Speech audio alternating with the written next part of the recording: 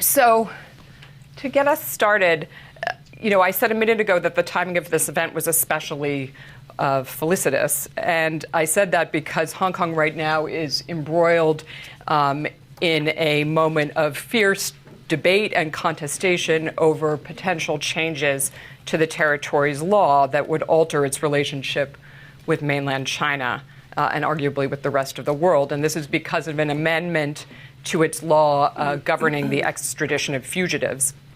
And this involves a complex legal and political contest that our speakers are uniquely positioned to illuminate, both in terms of explaining exactly what's happening and what its broader implications may be for civil liberties in Hong Kong. And broadly speaking, this is one of what is now a fairly long list of moments since Hong Kong returned to Chinese sovereignty in 1997 that have tested the meaning of one country, two systems, the rubric under which Great Britain and the PRC agreed Hong Kong would be governed, in which Hong Kong is governed by a constitutional document known as the Basic Law, which enshrines political and civil freedoms within its borders that other citizens in China do not enjoy, and which also has meant that Hong Kong maintains in the international sphere a distinct set of agreements and relationships in areas including trade, export controls, visa agreements, extradition, that differ quite significantly from those of the mainland. But before we begin to talk about that, I want to ask each of the panelists a question or two to just give us a sense of their role and their perspective on the general question of Hong Kong's relationship with Beijing.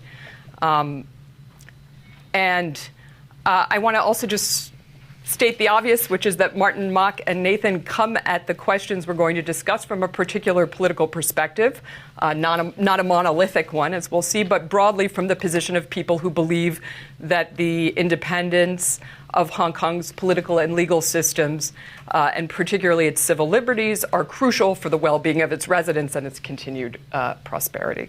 So I'm going to start with Martin. Of course, Martin is a barrister, a longtime chairman of Hong Kong's Bar Association, a member of the committee that drafted the Basic Law, the founding chairman of Hong Kong's Democratic Party, and an elected member of Hong Kong's Legislative Council for more than 20 years, until 2008. And since then, a private citizen who has played a highly public and active role in advocating on behalf of the preservation of Hong Kong's unique political and legal system. So I wondered if you could start by just giving us a kind of prognosis of the state of one country, two systems. And I realized as I was preparing for this that this feels a little bit to me like asking a climate scientist, sort of how much ice has melted and how much of the glaciers are still intact, or how much carbon dioxide can the atmosphere sustain. So, what has come undone and what is still intact, and how do you think about, and how should we think about the balance of the two in trying to understand the political climate in Hong Kong? It would take me 3 weeks to answer that question. Okay, but you have, I'm going to give you 3 minutes. And all these years, I and many people in Hong Kong have been defending the rule of law, because to me, that's a thing which we cannot go without for Hong Kong to survive under the system or this policy of one country, two systems. I said it many years before, it's very difficult for China's basic policies regarding Hong Kong to succeed. It's like a man playing the seesaw game with this little boy. How can they play? They weigh differently. The father sits like that, the little boy goes up in the air. The only way to play is for the bigger guy to move forward towards the center until an equilibrium is struck. That requires two things. China, the bigger one, must accommodate tiny Hong Kong, and the Hong Kong government must stay at the end. But now, it's the other way around. Big China is now sitting right at the end of it, and the little one, under the governance of Carrie Lam moves towards the center. So what game is this? Now, this is the state. In a nutshell, this is the state of affairs in Hong Kong. The rule of law is under threat and has been under threat for many years. About 10 years ago, when Xi Jinping came to Hong Kong as the vice president of China, he made a public speech that our judiciary should learn to cooperate with the government. Recently, last year, he addressed his own party cadres in underlining the importance of the rule of law in China. But he says, we don't believe in the balance of powers. Judges exist for the party. So, 4 years ago, in 2014 in the summer, the State Department published a white paper claiming that the central government has comprehensive jurisdiction over Hong Kong. How does that sit with the promises made to us and to the international community back in 1984, that there would be Hong Kong people ruling Hong Kong with a high degree of autonomy? Meaning, apart from defense and foreign affairs, we, Hong Kong, will enjoy a high degree of autonomy, as high as that. Now, they have comprehensive jurisdiction over Hong Kong. And this is all happening very fast in the last 4 years. Can you describe, using a couple of examples, what it has looked like in practice? What are the moments that you would point to where you've seen this most clearly? Right, the common law is the most important thing we have in Hong Kong. And we got it written down in the Sino-British Joint Declaration, as well as our basic law, which is our constitution, that the common law shall continue to apply. And we all know that, because you have also the common law here. Now, under the common law system, whatever you do today, if it is not unlawful, then will remain unlawful. If they change the law later, they cannot go back to you and catch you with a law which has been changed. But now in Hong Kong, we don't have that. Nathan was one of the 6 persons elected as legislators in 2016. But because of the oath they took, the official oath, Beijing was not happy with that. So although the president of the Legislative Council ruled that the oaths were correctly taken, and they have actually assumed office, Nathan and others, because of a subsequent interpretation of the basic law, they lost their seats. They applied it retrospectively.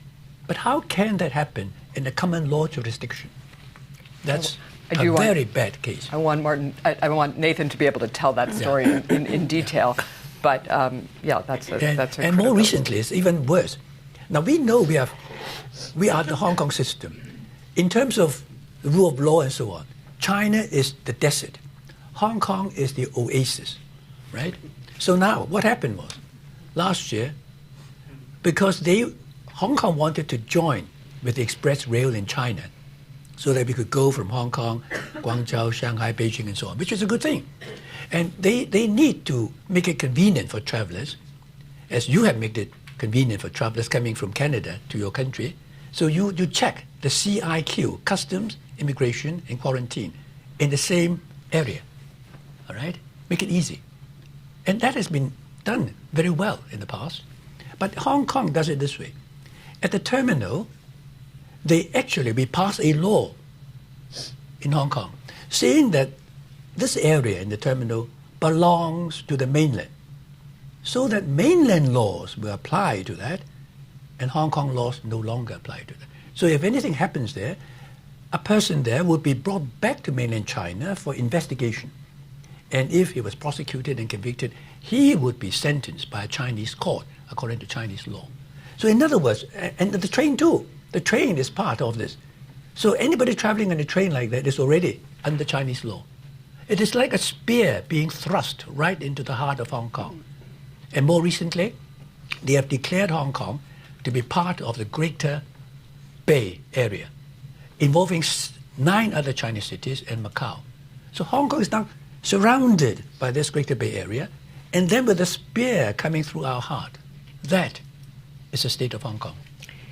And what percentage of your fellow Hong Kong people do you think right now share your degree of alarm that this is threatening to Hong Kong's way of life, that this is threatening to business and trade, which are the sort of lifeblood of China? I can't give you a figure, but I will tell you, those who are honest about it, those who dare to speak the truth, will agree with me.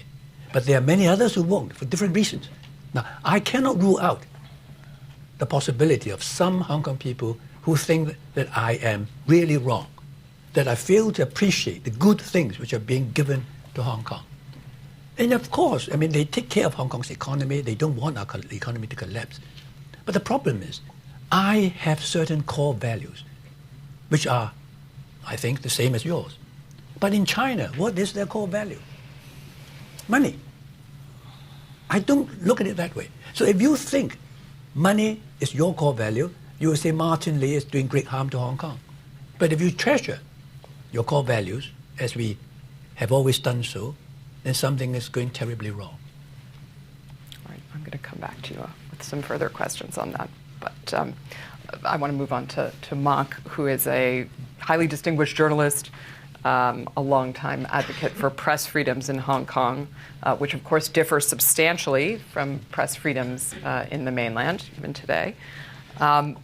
Last month, the University of Hong Kong released a poll in which Hong Kong people graded the state of press freedoms in Hong Kong, and they gave it a grade of 45 out of 100, which was a substantial decrease from the previous year, and I guess the biggest decrease there has been on a kind of slowly sliding scale of alarm about press freedom. Why is that happening? Well, I think the main reason will be the interference of the Chinese government, and sometimes via the Hong Kong government to do so. So that is why some Hong Kong journalists were saying that actually the Hong Kong government is one of the sources of pressure on press freedom.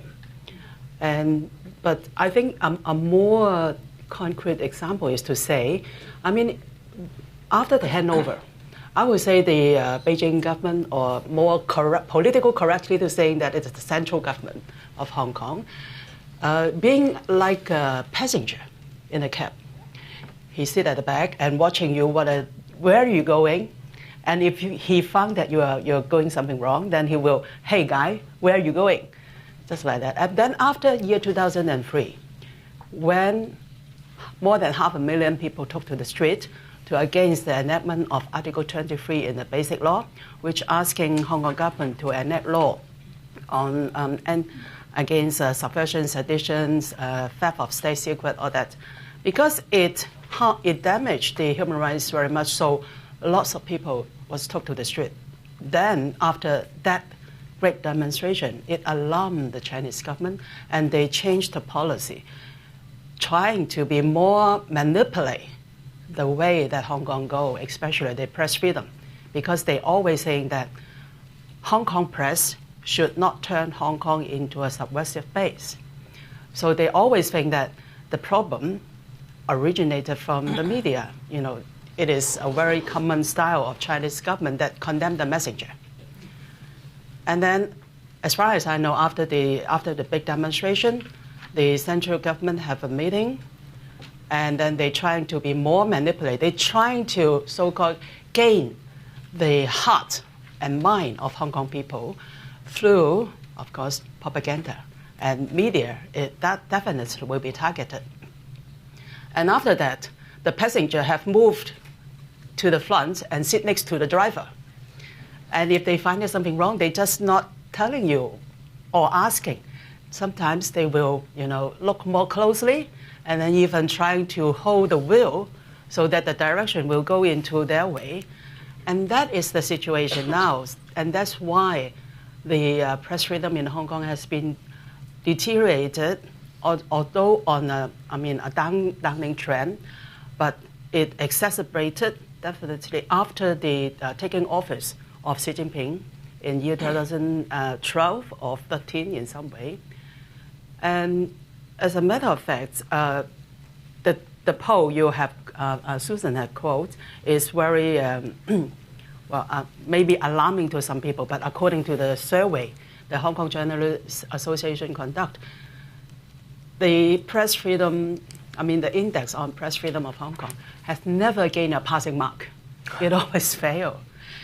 And then, if we're talking about Xi Jinping, it is more to look at some survey that had conducted continuously, and the Reporters Without Borders is one of it. In year 2012, Hong Kong ranked 54 among 180-something countries. And this year, we dropped to 73. That means in 6 years of Xi Jinping's rule, Hong Kong's press freedom had dropped almost 20 positions. So you can see the deterioration, the pressure mainly from the central government and sometimes we, Hong Kong government. So that's why even though sometimes the Chinese government did not send directives like the Central Propaganda Department in China, they just openly saying something that will put pressure on the frontline journalists. Around 70% of the respondents, of the journalists responded to the survey conducted by the Hong Kong Journalists Association early this year. 70% saying that they feel uneasy when they report on comments that is deviate or different from the Chinese official stress on one country to two systems. And 22% saying that they have been encountering pressure from the supervisors not to report on independence of Hong Kong. Remember that there is no directives. Hong Kong doesn't like mainland China in this way. We do not have a central propaganda department to issue directives to you, but it's more and more seems like that the open statement making by Chinese officials will have impact. And when I say 22% of the respondents, 22% of the respondent journalists saying that they're facing pressure when they report on independence of Hong Kong. Taking a look at the 22% means 112 persons among around 30 media outlets responding to the questionnaire. So that means every media outlet have 3 to 4 media telling that they have encountered such, pressure.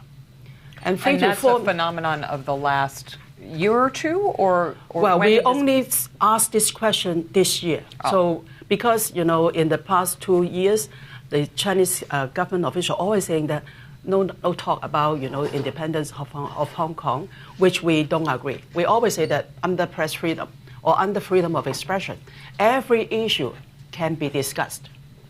But this is, of course, it is not shared by the Chinese officials.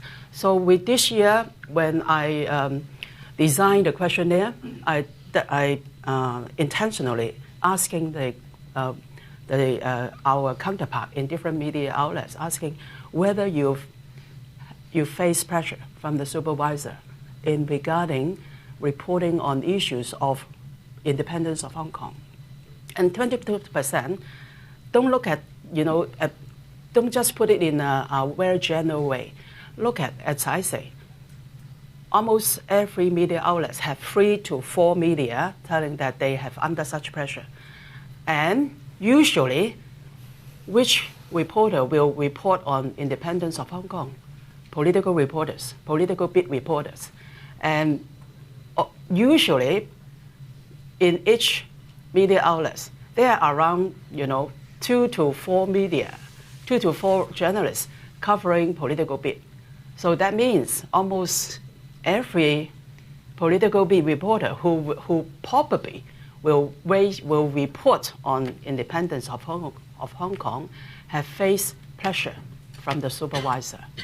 So that tell you why the Hong Kong press freedom situation had shrunk a lot, and especially after the taking office of Xi Jinping. Maybe I can ask Nathan a few questions that will help sort of illuminate why discussion of the independence of Hong Kong is generating that kind of pressure. So maybe Nathan, if you could just begin by just sketching out for us how you became involved in politics, how and when you became involved in politics in Hong Kong, and then we'll start there. Yes. Hello, everyone. I'm Nathan, and thank you for coming, and thank you for your interest in Hong Kong's situation, because I think it really takes everyone to be aware of what's the situation in Hong Kong, and we need international support and monitoring of how things going in Hong Kong. Well, 5 years ago, it was the umbrella movement, and I think every one of you must have seen some pictures of people gathering on the heart of Hong Kong and uprising the umbrella, and it was an extraordinary event for Hong Kong, because I think it really marked the spirit of Hong Kong people striking for democracy, human rights, and freedom. Back then, I was one of the students' leaders that had the only negotiation with the government, and it turned out the government had turned a blind eye to the demand of people. And you were in high school then, or college? College. Freshman. But then everything was quite happened in a glimpse, and the political atmosphere was extraordinarily hyped, that people were very excited about having changes in Hong Kong. But the Beijing government and the Hong Kong government turned a blind eye on our demand, and the political atmosphere in Hong Kong has been dropping in a massively destructive way in the following years. And for me, my experience is kind of signifies that deterioration of Hong Kong's freedom and political atmosphere.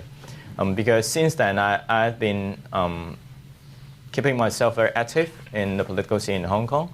I formed a youth-led political party with Joshua Wong, another very prominent student leader, in 2016, and I participated in the Legislative Council election following in that year.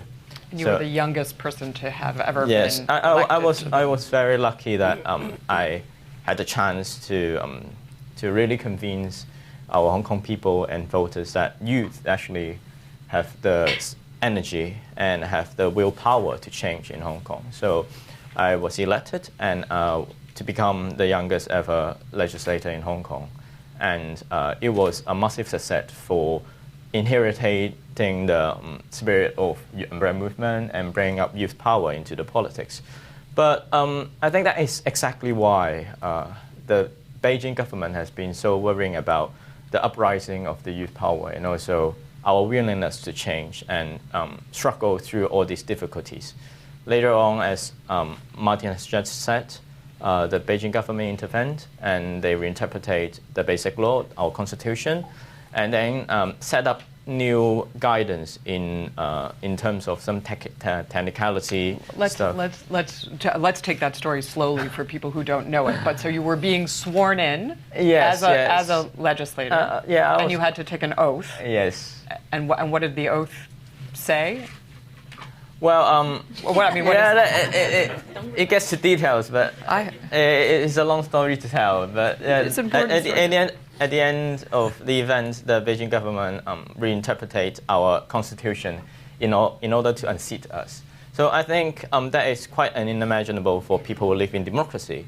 We had our mandate from our voters, and we swore in, we served the council for a year, but it turns out it is what unseated us. It's not the voters who unseated us. It's the Beijing government who don't even really have the authority to manage Hong Kong under the basic law, who explain our constitution word by word in a very wrong fashion, but in favor to their political agenda, in order to unseat people that they don't like. And in your case, the specific technicality was that the intonation that you recited the oath in was deemed to be an improper intonation. I remember I quoted Gandhi before my oath swearing section, and I said that I won't obey a brutal regime that kills its people. And these are being cited. And was that was a reference to, to what? These are the reference from the Beijing and the court saying that I'm not solemn enough when I was taking my oath. And so you could really see how they manipulate this technicality to say that, oh, you're not solemn to the country, you're not solemn to your constitution, and then they unseat you even though you're elected by your people. So I think it is very unimaginable in people who live in democratic system, because votes count, and that is what gives you a source of mandate when you took the office. So not just not solemn, but also not sincere. Not sincere. How can you tell that someone is sincere or not when they take their oath? Martin, did you have to take this same oath? Is this an oath that has always existed? I did take the same oath, but of course I believe in God, so I did it in a very solemn way. But then they took their oath, and the president said it was okay, and allowed them actually to be legislators to serve the people for 1 year, until the judge relied on the interpretation to chuck them out. Yes, but that's not the worst part. Has not yet come. And after that, I think for the past few years, as I've said, Hong Kong has been into a very fragile situation in terms of protecting our civil liberty, and we have stepped into an era of political prisoners, because the government, after the umbrella movement, they have been prosecuting and putting charges on a lot of organizers in the movement and put them in jail for months of terms. So I can clearly recall that it was the day after my birthday in 2017 when they unseated me, when the court ruled out the verdict of the case. And a month after that, I was jailed in 8 months of sentencing time in jail because of my participation of the umbrella movement. So you could see in 2 months' time, I from a legislator, I became a prisoner. So that is quite a drastic changes in my life. But it happened to a lot of people up until now, because political cases have been increasing after the end of the umbrella movement, and we witnessed a lot of prestigious legal scholars, professors, legislators, who also received imprisonment sentencing in more than a year. And we can see that a lot of other youngsters, they were locked in jail because of conflict with the police, with the sentencing time up to 6 to 7 years. That really hurts us, and it is devastating for Hong Kong people to witness that change. The promise of one country, two system, to the current situation of one country, 1.5 system, or 1.4, 1.3, the number has been diminishing, and you do the math, because it's not the same in Hong Kong. It's definitely not familiar where compared to the days before 1997, and the promise of the Beijing government has not been uplifted. And so now we come to the current moment. Susan, may I interrupt? You may. I think a lot of people would love this interpretation case, so that when they like to say when they took the matrimonial vow, they were not sincere, and therefore they were not married.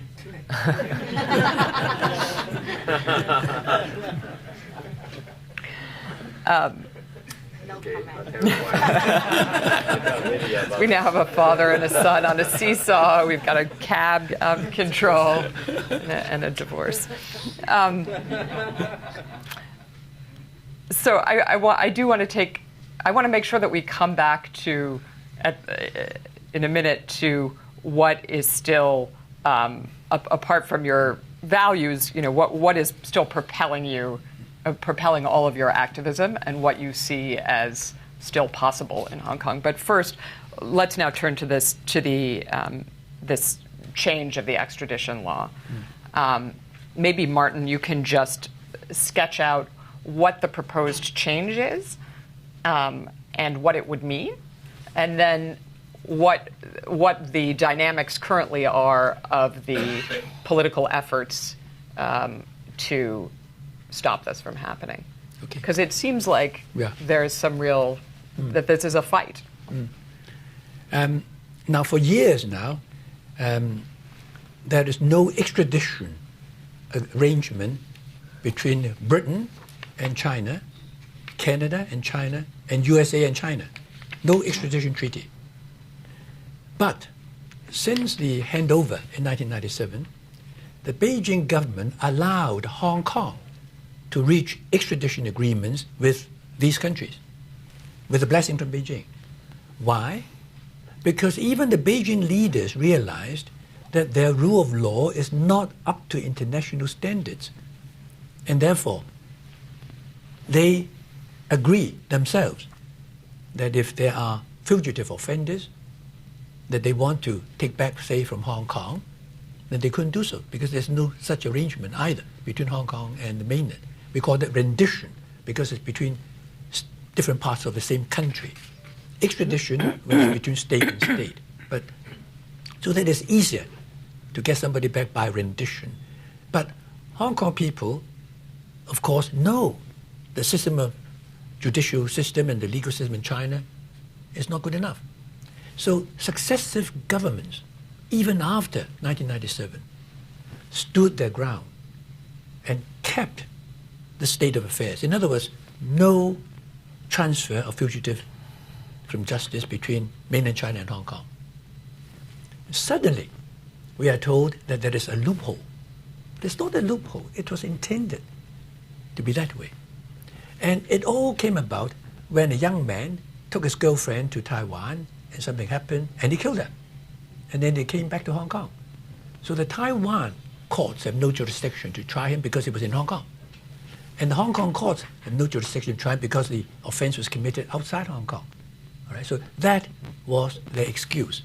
The offense was committed where? In Taiwan. In Taiwan. Yeah. But, now this is important, the Taiwanese government has now come forward to say, look, we don't want this guy if you pass this law, because this law was on the basis that Taiwan is part of China and Hong Kong is part of China, like Macau.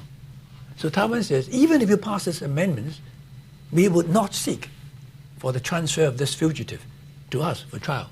So there's no more excuse for the government to rush. But they still want to rush it.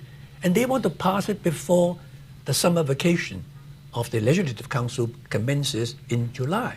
And hence the urgency.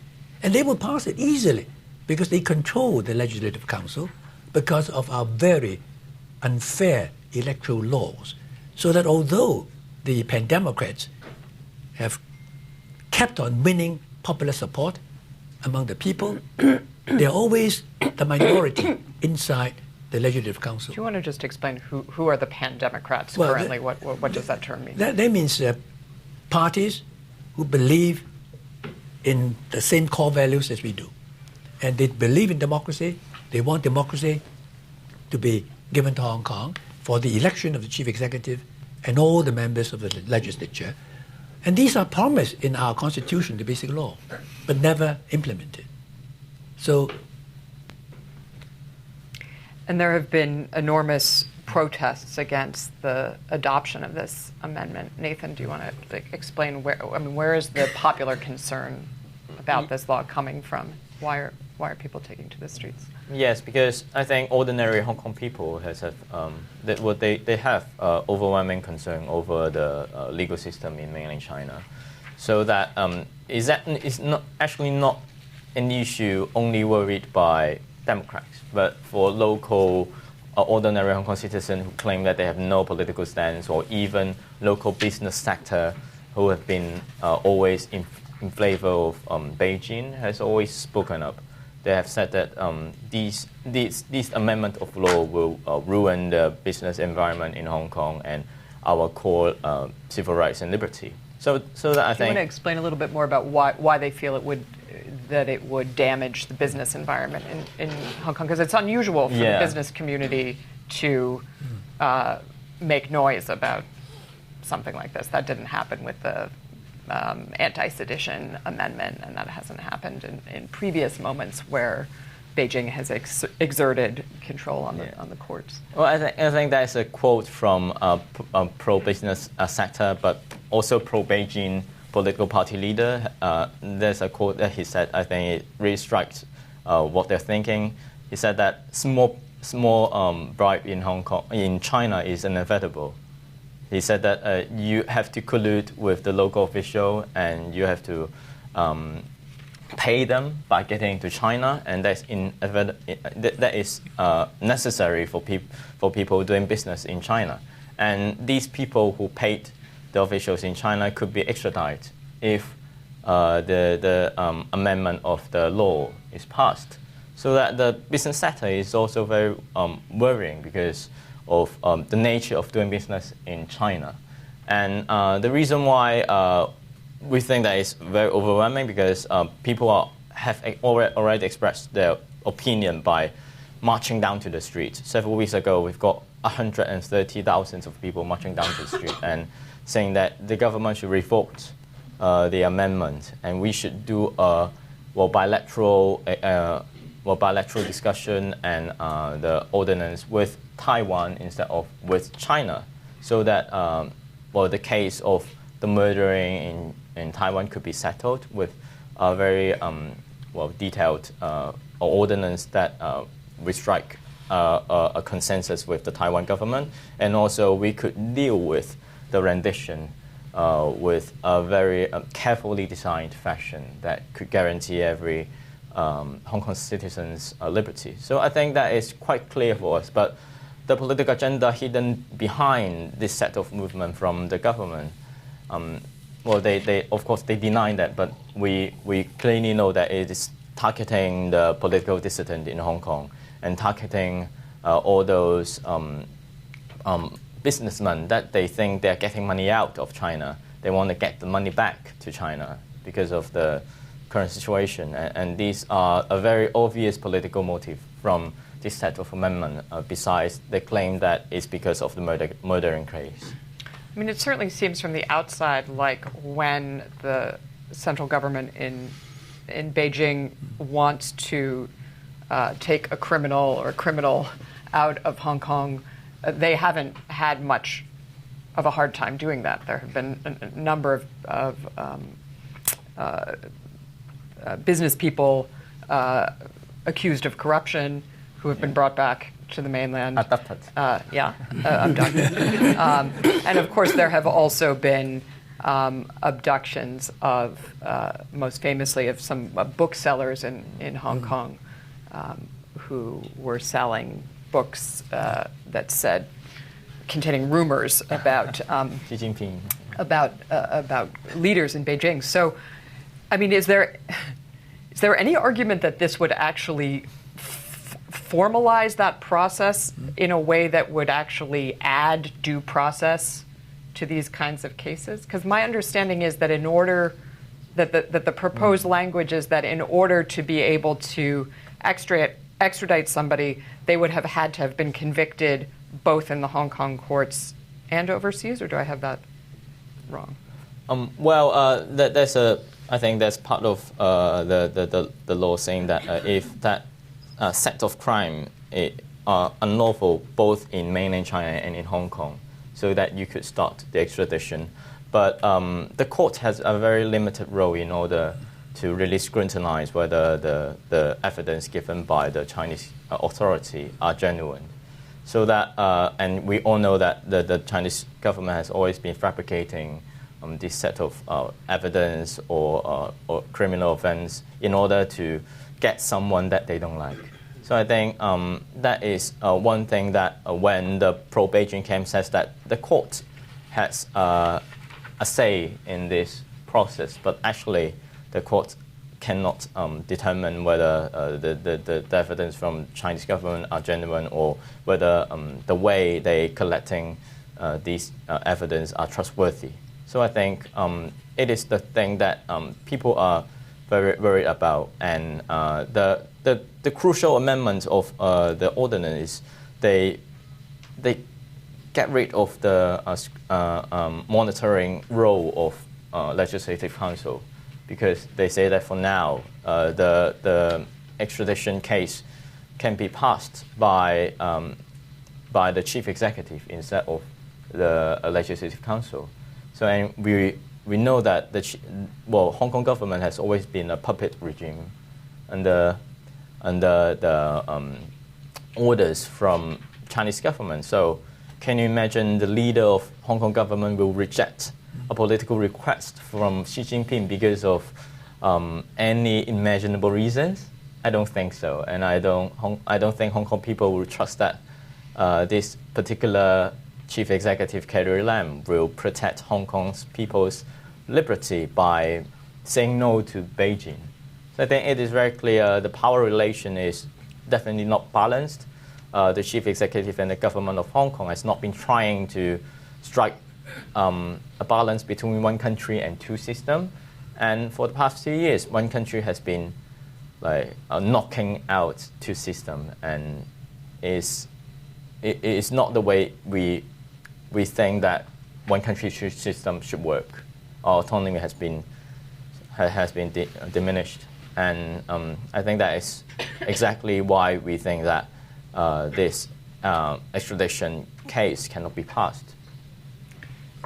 And do you think, I just want to ask you each one more question before we open it up to all of you, because I'm sure you're anxious to ask questions yourselves. But, I mean, do you see this as inexorable, and if not, what are the points of leverage that you feel are still graspable in sort of turning the taxi around? And specifically, I know you are all here. Martin, you've made fairly regular trips to the United States over the past few years. You meet with the public. You meet with American elected and unelected officials. Is it, the U.S. and China's relationship right now isn't so good. We are in a moment of having some of our own problems with press freedoms and the rule of law.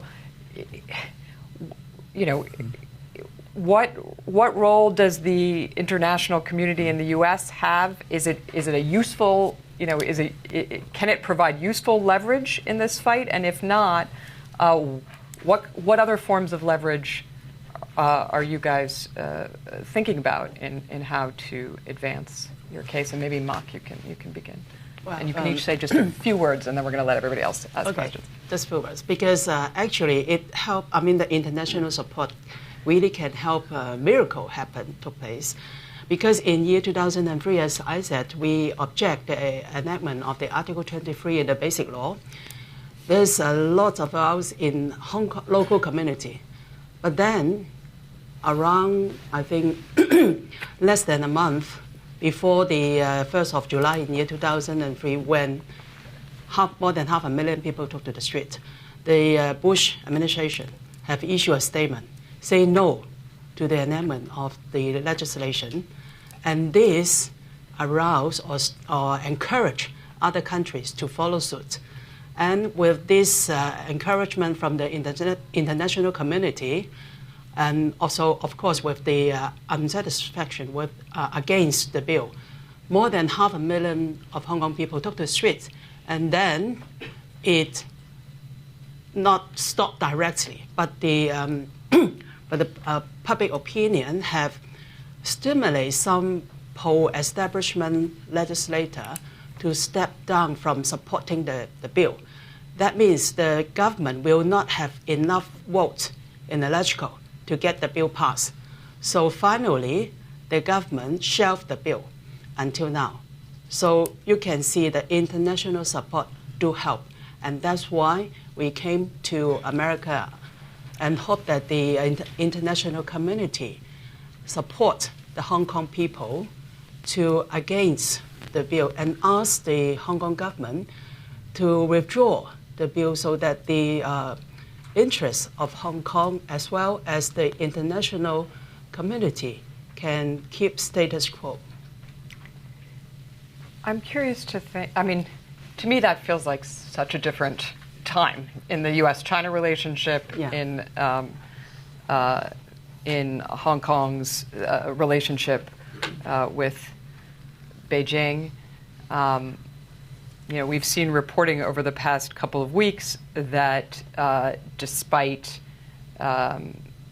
real concerns in the U.S. about the situation in Xinjiang, where of course we haven't even talked about religious freedoms in Hong Kong, but obviously mainland China has a very different level of religious freedom from Hong Kong. But that concerns over the incarceration of 1 million ethnic Muslims in Xinjiang have largely been shelved in an effort to get a trade deal through. So, not to mention that the overall relationship between the United States and China, I think is generally agreed to be at a difficult moment.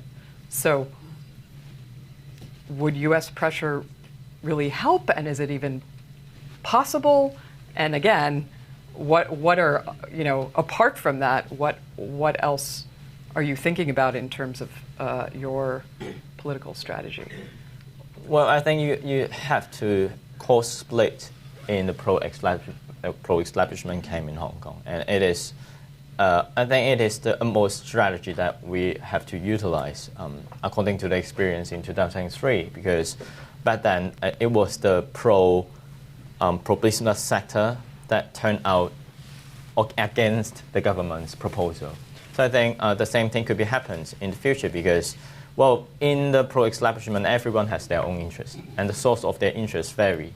Some will get more interest directly from Beijing, but some by getting interest by doing business. So they need to remain Hong Kong as an international city and remain competitive in the business scene. And by getting into it, I think if the U.S. Really issue any policy saying that if the liberty in Hong Kong keeps deteriorating, then it is not good for doing business, then it will send a signal for the local pro-business camp, but also pro-establishment to rethink about how they position themselves because it really hurts their interest in Hong Kong. So if we can manage to cause a split between all those blindly supporting Communist Party to those who pro-business but not as blindly supporting the Communist Party as the others do, and we may have some leverage to work on, and we may see that there might be some strategy that we could rely on in terms of how they vote. Okay, I'm just going to rephrase this for you, Martin, a little bit, and then we're going to get to you. Do you see the end goal as having shifted? What is the, if you could make it happen, what is the kind of coexistence that you would hope for in the future between Hong Kong and Beijing? Well, I have never advocated for independence in Hong Kong. In fact, in Hong Kong there is no movement for independence at all. When Mak talked about reporting or writing on independence, it really means commenting in certain individuals. A very small number of people who want independence as the final goal for Hong Kong. They did not even say now. To be an independent state. Yes, they're talking about 2047. They're talking about 2047, whether Hong Kong people should be given the right to decide for their own future and so on. Not now.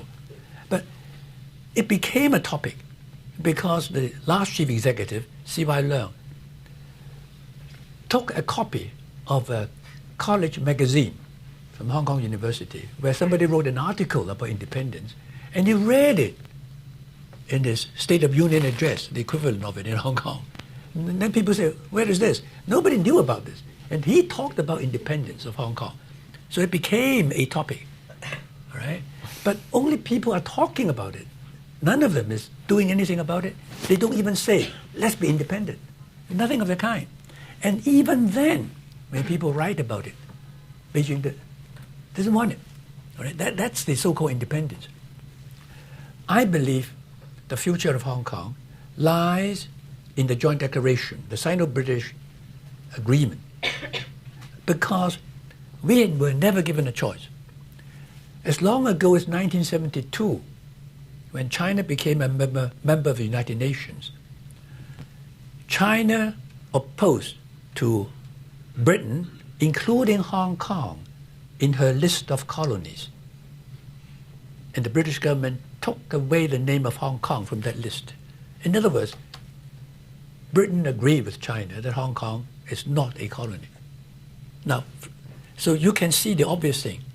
When China wants Hong Kong back, the British government agreed, but on condition that Hong Kong people will be treated differently from the rest of China for 50 years. This is the one country, two systems coming in. All right?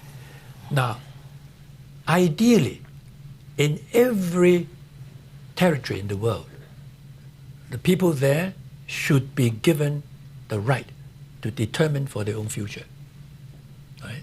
And this is what has been written into the international treaties, agreements. All right?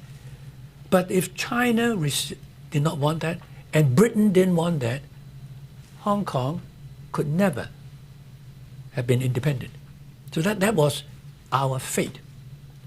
But we must make it work. That was why they must honor those promises. Beijing mustn't interfere. They must allow Hong Kong people to elect our chief executive and all members of the legislature by universal suffrage. And that was promised. Do you think that the leadership still sees that as in its own interest? Well, if the leadership doesn't see that, the international community at least has a moral obligation to the people of Hong Kong to push for that. Because China, in fact, lobbied for international support in 1984, just before the Joint Declaration was announced on the 26th of September. The US government then committed itself by supporting that agreement, and it still does. And that is why the US government has a right to say to China now, you wanted us to support you, we did, and we still do. But what the hell is happening? You are not honoring the agreement. And that is the important thing. If there is an agreement which guarantees us things which would make it possible to work, why don't we hold China to it? I mean, I know it's difficult, but if we give up because it is difficult, the world will never change. All right. I think we can now begin to take some questions. So are there microphones? Ah, okay. This gentleman here in the red tie. That's red enough. Hi. Am I audible? Yes. Yeah. Okay. I'm Ben Moore, rank and file member. Question. One of the things that repeatedly comes up in any criticism of China is to bounce back a criticism of the United States. Now, we're perfect, but people seem to find a few flaws anyway. To what extent are the flaws of the United States a valid reason for the people of Hong Kong, or for that matter, those of the mainland, to not enjoy political freedom? Nathan, you want to take that one on? Well, I think the world has been clearly recognizing the problem of democracy. Democracy has always not been recognized as a perfect system to resolve any conflicts, and we all know that. But the problem is the Beijing government has been doing things in a fashion that we all see it is that is unacceptable. Well, in any of democratic regime, no matter how poorly operate it is, there will not be detention camp, something like what happened in Xinjiang, and there will not be political or religious suppressions that has the same degree that took place in those places. And sometimes we overlook this, and we always we're very humble enough to always point out what's wrong with our democracies, how we could fix our system. But this obvious deterioration of is not only deterioration of liberty, it's deterioration of civilization and our humanity. Well, I think it has always been overwhelming factor when we look at the differences of different political systems. So that I think it is very difficult to answer your question, because I think it's definitely not comparable. It is too different, and I think for all of us, we need to have faith in democracy, no matter how much problems that it seemingly are there, because if we are losing faith on that, the battle between authoritarianism and democracy will easily lose our leverage. And I think that is the unique position of Hong Kong. Hong Kong is, for now, is part of China, and is a liberal, we know it as a liberal place in an authoritarian regime. And it's definitely the forefront of the combat of these two values. Helping people in Hong Kong is not only helping people in Hong Kong, helping their interests, but helping to spread a world from the liberal world, saying that we treasure our system, we treasure our values, and no matter how Chinese performing well in terms of economies, in terms of getting more allies, it doesn't shake our beliefs in our system, and we definitely have to fight on in the battle of Hong Kong, because it really signifies something that we trust. When you go back today, don't think of helping Hong Kong because of an old guy like me. Think of him. Yes, in the blue sweater. Hi, Claudia Rosette. Thanks so much for this. I just say it's interesting that China, which is supposed to be supporting all, is interested in money. In Hong Kong, the capitalist shopping center is interested in freedom. But my question, if this extradition law goes through, how does Hong Kong survive? Are we at risk if we go to visit Hong Kong? You better not come. I tell you why. Seriously. People think that this affects us. In fact, it affects everybody. I tell you why. Supposing you wrote an article critical of the Chinese leader, then they don't like you. Now, there is nothing they can do about it if you remain here. But when the law is passed, if you come to Hong Kong and they want to bring you in, now they will not be so stupid as to apply for your transfer to mainland China on the ground that you wrote an article. They will concoct a different case against you. They will say 5 years ago you were in Beijing, and that they can prove easily, right? You stayed in a particular hotel. Yes, they can prove that. And you sold dangerous drugs on that occasion. And all they need to get you back is to have a few, or even one, witness statement to that effect. See? And that statement will be presented to the Hong Kong court. And even if I were the magistrate, I would have to send you back, because that is the agreement, that is the law. The point is, we don't trust the Communist Party. That's the point. If you trust it, no problem. May All I right? just ask a follow-up? How can international business function in Hong Kong under those conditions, if anyone is then Exactly, back in? because the moment you come in, there's danger. Supposing you're an American businessman now, you've got a Chinese partner, fine. I mean, there are many of those. Now, there's a quarrel. And you say that your Chinese partner owes you money, all right? And if you go into China, they can do anything to you. But if you're smart, you come to Hong Kong, right? And ask him to come to Hong Kong to negotiate with you. And he agrees to come, but he doesn't. Instead, he goes to a Communist Party card, a friend of his, and then comes this witness statement. And you will be brought back to mainland China. And you know what happens to you once you get in. Within 2 weeks, you actually can be made to confess before a TV camera, to say, yes, I did sell drugs, and I agree with the sentence. I will not appeal. All right? Right? And if it's a lot of dangerous drugs, there's a death penalty. But of course, the treaty will say no. China will give an undertaking not to actually execute you, all right? But how can you stop yourself not committing suicide in prison?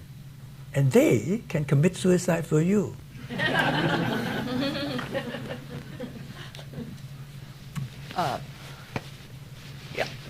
Tang Biao. Thank you. Before the proposal of the extradition law, Beijing has literally kidnapped Hong Kong people, including Hong Kong residents with UK passport, and we all know that Chinese government kidnapped a Swedish citizen, Gui Minhai, in Thailand and sent him back to China and disappeared.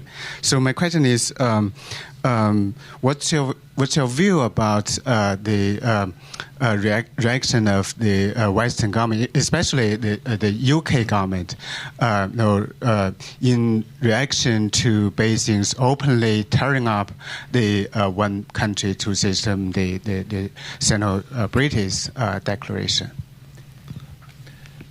The British government? Sorry. What? Yeah. Tang Biao, can you ask again the final part? So what's your view about the reaction of the UK government to Beijing's openly breaking the one country, two system?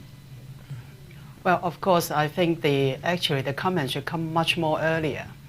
As an NGOs in Hong Kong, we have been long telling the British government that Chinese government had deviated from the one country, two systems, as well as the joint declaration they have signed and also put on record in the United Nations.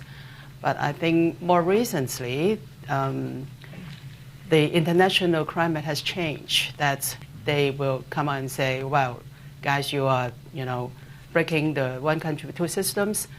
And still, I think the British government still want to have a more harmonious relations with China, so that they can, have the golden age of UK that have more business still with China.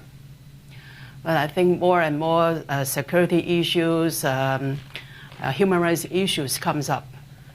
UK have a little bit change, and I hope that they really adhere to the promise. When we asking China to honor the promise, actually UK also have to honor the promise made to Hong Kong people, and stood up to defend the interests of Hong Kong. As a matter of fact, we all know that UK also have business interests in Hong Kong. When they, protect or safeguard the interests of Hong Kong, actually they are defending the interests of the UK too. And so I think it's always, when I know that sometimes I look naive to asking that, but when we're talking about international politics, it always comes to power. Whether you have powers to, to argue or to asking more from the other side. But we also know that international climate, political climate always change. My experience as a journalist and also as NGO chairman, I find that the attitude of the international world, international community also changed against China. I think before year 2008, I think, it's very rough. Before Liu Xiaobo, the Nobel Prize laureate, jailed, the international world take a more sympathetic approach to China. And as a human rights advocate, I feel quite frustrated to lobbying the international organization to say against the abuse of human rights in China. Because they're always trying to, okay, can we do it more quietly? So that they can listen to us. They don't want to take an antagonized approach. But after the jail of Liu Xiaobo, I find that more and more they know that such a so-called a harmonious relationship approach cannot make things happen. They just, wake up, feed the dragon without, taking the international order. So after that, my impression is that after year 2010 or 12, the international community take a more, I would say, hardline approach, you can say. So you can see the EU, the European Union's representative in China will go to visit or ask to be witness some trial. And that is quite antagonized in the eyes of Chinese government officials. But you can see that the international community also taking a changing stance. So I think UK is a little bit backward in this front, but I think they are catching up. And I hope very much that UK can take take more stance in safeguard the human rights interests and human rights and interests of Hong Kong, as well as the world. Has Xi Jinping's style of politics helped you all make this argument to your fellow people in Hong Kong?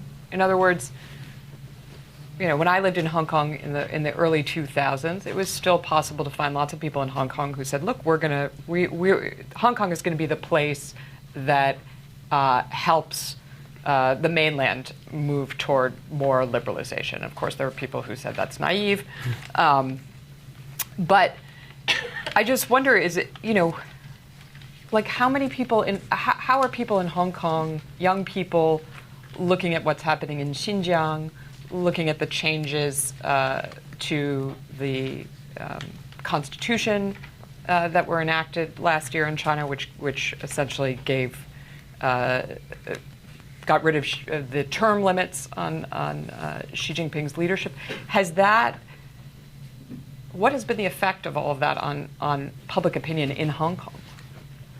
Well, I think, especially for younger generation, we don't believe in a dictator.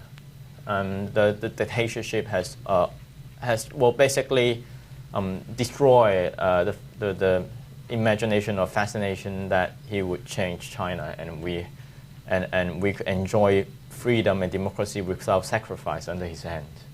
So I think the younger generation in Hong Kong is clearly recognizing this part of truth, and I think, like for us, it is very difficult to resist in this stage because the power differences is so huge, and a lot of our fellows are being locked in jail, and they are suffering a lot of pressure in terms of their personal safety and living up the expectation of their families and so on. But I think it's a path that we have to walked through. I don't think there's any part of the world when the people there, when they fight for democracy, they get it with a glimpse or without any sacrifice. So I think, for us, it's very difficult, but for a lot of us, we are keen to move on and to fight for the liberties and freedom and democracy under this difficult situation. And for now, the approach that Xi Jinping took in terms of his diplomacy definitely helped to expose the evilness of Communist Party, and the arrogance that they have been showing in the international level has definitely led to more attention into their abuse of human rights situation in Xinjiang and Hong Kong. And we could see that from the USCC report just released 2 days ago. And the USCC is a commission that advised the American government in terms of US-China relation. And they've issued a report on the amendment of this extradition case. And I think they have been using words with the strength of the words has been strongest for the past few years in terms of how U.S. should react to the intrusion of human rights in Hong Kong.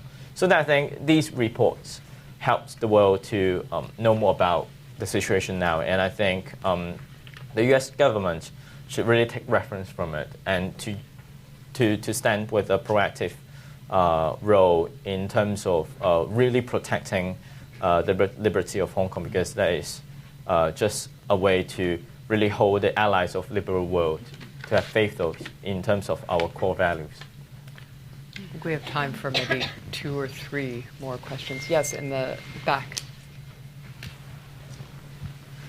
Hi, this is Nectar with the South China Morning Post. I've got a question for Martin, because the U.S. State Department just a couple of weeks ago actually issued a statement after the sentencing of the Occupy umbrella movement leaders, and it expressed its disappointment over the case, but also saying it's very closely monitoring the extradition law in Hong Kong. But in the statement, there's this, at the end of the statement, there's actually a sentence, quote, continued erosion of the one country, two systems framework puts at risk Hong Kong's long-established special status in international affairs.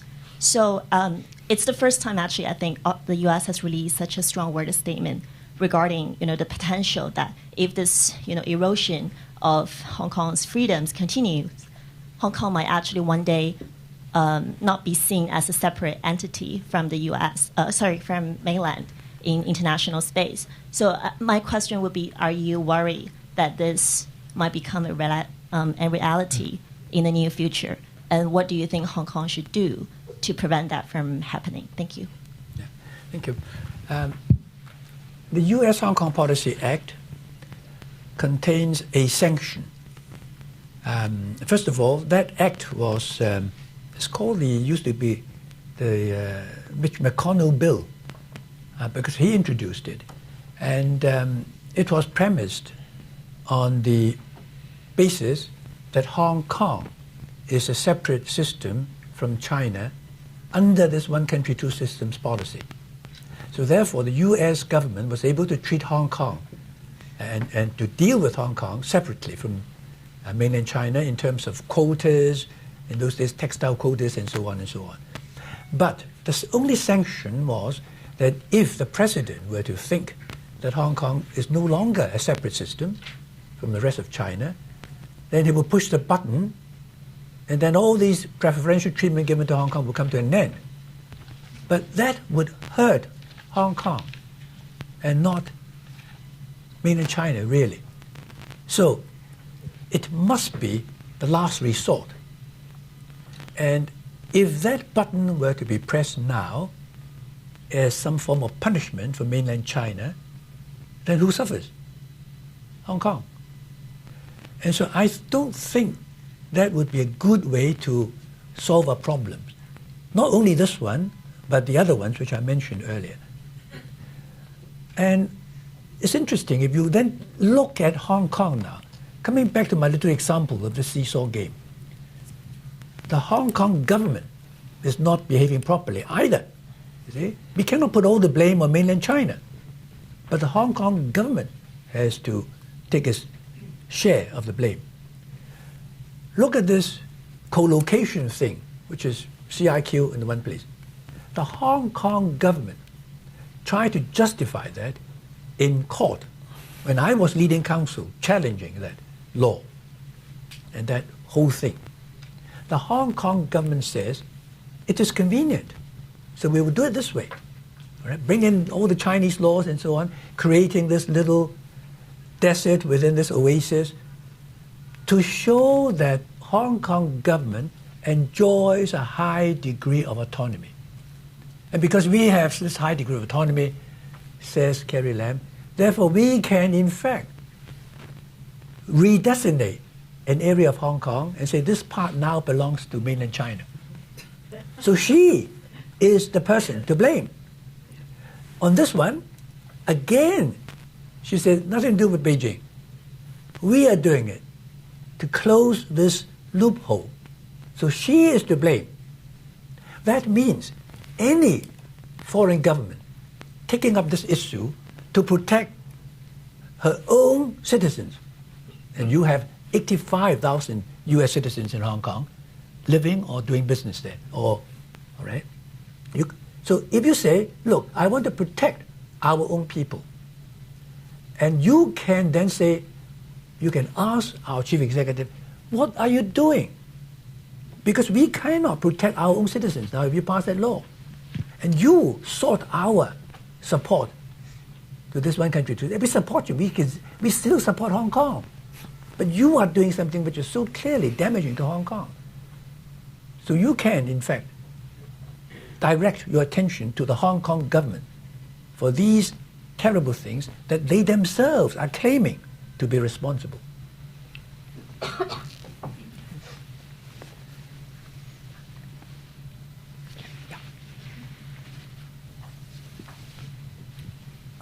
In response to Susan's question earlier regarding what kind of leverages Hong Kong or Hong Kong people would have, I'm just wondering, like, besides asking for international world and community to help and support Hong Kong, which we definitely should do, and can Hong Kong reposition itself as a crystal ball for the rest of the world? Because when we look around, I'm from Canada, when we look around, like, Canada is also, in a way, being politically persecuted by the Chinese government now. We have 2 Michaels being arbitrarily detained in China and 2 Canadians being sent for a death sentence. So I feel pretty much the same as what Hong Kong people are experiencing now, and not to mention our housing market being used for money laundering, all these other issues. So could Hong Kong, like, a punch above its weight and reposition itself and leverage it that way? Yeah, Is that a question? It's a very good question. Let me tell you, there's a Hong Kong Catholic cemetery in Happy Valley, which says, today I'm lying here, tomorrow your turn, something like that. So if you look at Hong Kong, you can find out easily how China honors her agreements. Deng Xiaoping said in the early days of the Joint Declaration, he says, we Chinese always keep our word. And Xi Jinping lately said something to that effect. We always honor our promises. Hold them to it. Because otherwise, it comes to you. Nathan, did you? Well, I think for a lot of people believer in democracy, we have a worry that it's an era of revival of authoritarianism and the retreat of democracy. And things happening around the world may support this idea. And I think that is exactly what we should learn from Hong Kong, because Hong Kong is exactly the place that we could see how authoritarian value erodes democratic values, how Chinese government penetrate, proliferate, gets intrusion in Hong Kong system, and getting rid of our core value bit by bit. So I think it's definitely it's not crystal ball, but it's a ongoing battlefield of these two values. And if the extradition law is to be passed, then for the liberal world, we are losing one of the most important place to look at how Chinese sharp power works. Because if you're a scholar, you pay a visit there, and you issue a paper saying that Chinese government, they should not do this, do that, and you may be extradited to China.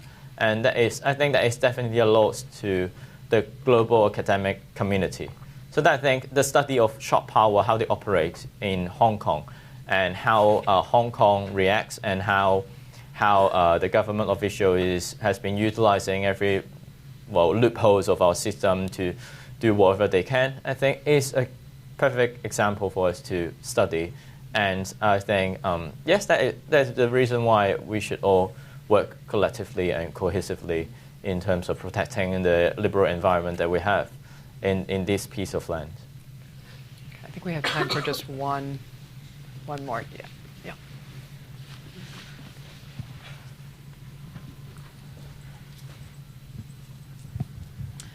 Thank you. I'm Minky Warden from Human Rights Watch.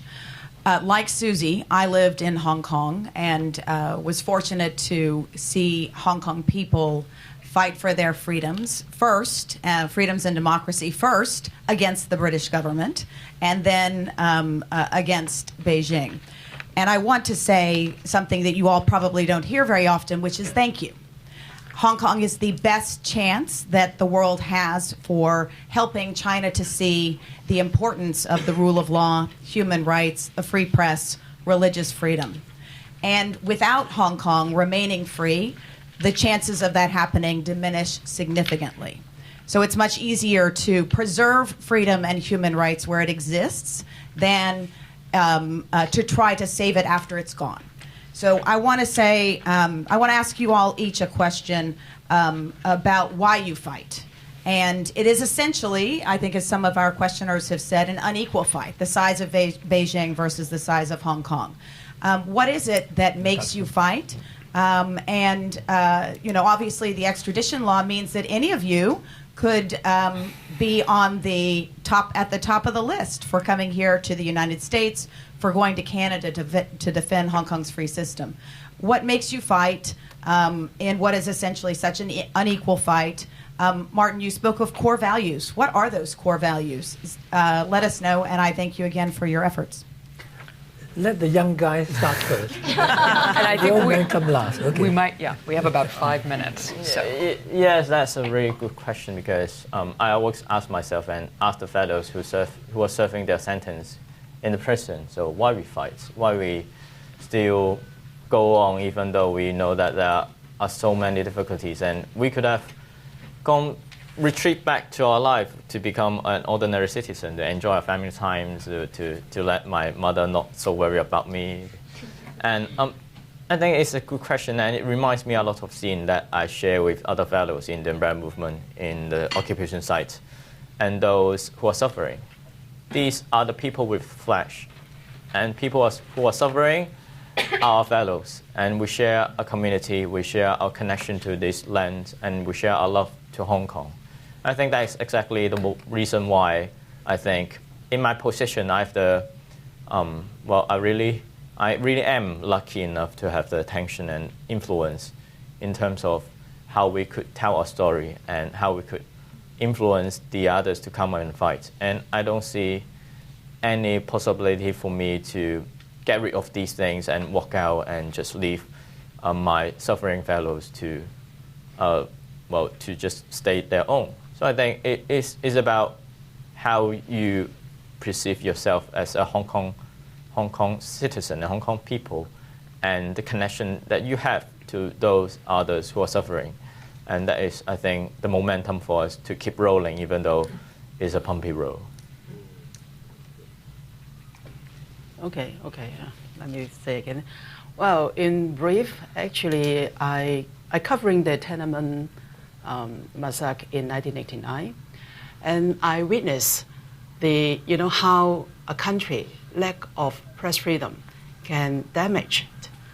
And from that time on, I swear to myself that I would like Hong Kong to be a free place as we enjoy at that time after 1997. And that's why I joined the Hong Kong Journalists Association as a committee member since then. So I've been in the ExCom for over 30 years now. And I know that it is an unequal fight, but I always ask myself, if I give up, then what will be the result? Well, I fight up, I may not win, but if I give up, I definitely lose the game, lose the war and the battle. So that's why we still keep fighting on. And I also believe in one thing. What we do now will have impact on the days afterwards. I remember in the 1970s, there is some movement in Hong Kong about to safeguard the Dao Yutai movement. And at that time, it is quite, of course, I was very young at that time. I could not join it, and then I sometimes I think, it's so regret not to, being in that stage.